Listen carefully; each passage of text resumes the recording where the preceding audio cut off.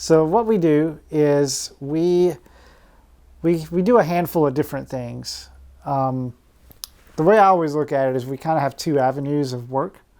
We work with independent artists that are creating their own art right now, and they're trying to make a living out of that. And we help them in putting their stuff out on exhibits. We help them with supplies. All the artists we work with have a history and are currently in the middle of dealing with mental health and addiction recovery. So a lot of people in that situation, income is a main stressor. So covering art supplies is difficult. We help with that, and on top of that, just trying to be seen in the community. So we are able to help people in that way, help artists in that way, because we have exhibits across the state. Most of them right now, I believe, are in the Middle Tennessee area, Nashville area. We just put one up in the Smyrna Library. We have some in the courthouses downtown.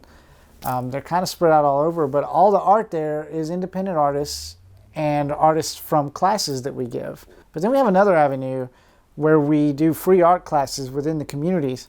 So instead of asking everybody to come here to this office, which would be really, really not practical for the whole state, we collaborate with like outpatient mental health centers, peer support centers across the state. We get art teachers that are near those areas to go in and give art classes. And the biggest thing for that is, whether it's somebody that's never done art before, or maybe it's somebody that has done art a long time, but maybe just kind of gotten away from it because they're in the middle of their recovery. We find that just having those classes and kind of giving that creative outlet to people it's very therapeutic, and it's very helpful in people kind of finding their own voice and kind of gaining their own confidence. Because if anybody's ever had to deal with any kind of recovery, whether it's like mental illness or addiction, confidence and just that self-worth goes so fast, and it's so hard to get it back. We kind of do the exhibits for a couple of things. One, we want the community to see that the art of individuals that are going through recovery, to kind of help them change that perspective of a person with a mental health disorder or a person in recovery. So we want to change that mindset that having an illness is not a good thing. The other thing is it gives our people that we work with a little bit of confidence, and then makes them feel really great that, oh my goodness gracious, people are looking at my art. I had a couple of people say it makes them feel good that other people are getting something from their art. So having the exhibits, taking some of the individuals to the exhibits, like having some opening receptions or art chats, it's giving people a skill to kind of, start being more confident in themselves, being able to advocate for themselves more. So the main thing is just really erasing the stigma, and then getting their name out there as an individual artist. We have some artists that are in our program that are very known, and I have people to call and say, hey, do you have art by this person? So getting that art out in these exhibits, one, their name is getting shared in the community as this is a person that is a really great artist. Then people start following that person. How we have seen mental health, the arts kind of impact mental health is the different individuals in our classes. We kind of do like a survey at the end of each classes. And one of the things that we've noticed is that it increases their socialization. So being in the room, socializing with other folks has been one way that it has increased. Another thing is I know you've heard both of us talk about confidence. Increasing that confidence, not just in their art, but in themselves as a person. Being able to create the art, then not only that, but just being comfortable with their pieces in general. I have a lot of people say that it relaxes me. It calms me. It keeps me maintaining my sobriety. Art has been a tool for me to use whenever I'm not feeling too well.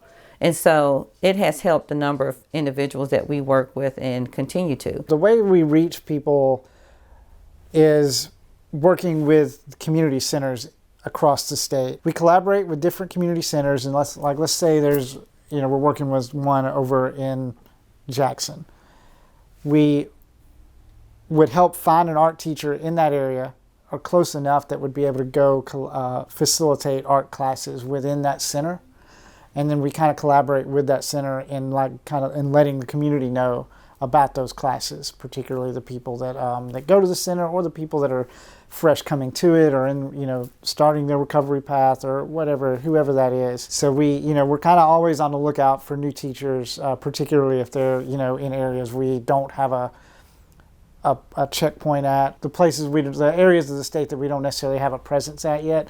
We're always looking for teachers in those areas that can go to that space and kind of start to create the classes there. To get involved with us, if they're an independent artist and they're wanting just help in their own way, they can contact us directly, email, phone.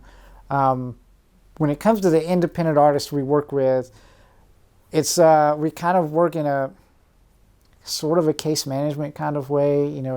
We keep regular contact with them. We help give supplies. We help provide support. We get their art into exhibits, so it's seen publicly. We help with transportation to get to those things. We help with moving their art place to place. So that's kind of one avenue for the independent artists.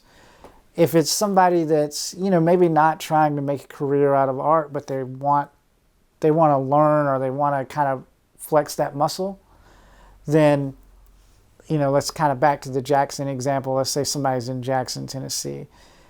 The best thing for them to do is they could reach out to us and ask directly about classes near them, or they can go to if they go to a peer center or support center already, talk to them and see if there's classes in the area and that sort of thing. And it is something too where if somebody wants a class near them and we don't have one, reaching out is it's helpful for us because it shows a need that maybe we weren't aware of in that space.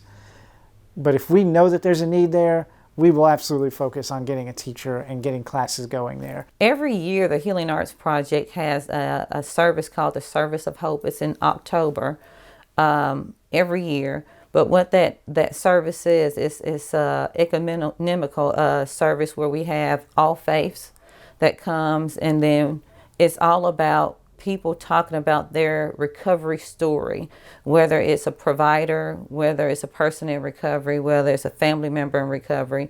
We want their stories to be shared with others, to be inspired to realize that they too can recover and have a story to share. So they come and they will talk about their recovery and how, not necessarily the arts at this point in time, it's just how faith, hope has sustained them in their recovery. And in October, we also release our annual writings book. We publish a book every year with the writings and artwork from across the state of Tennessee. And so that book is published, and that's the day that it's revealed at our Service of Hope. We also have our annual gala, which is the Phoenix Art Gala. We have that every February.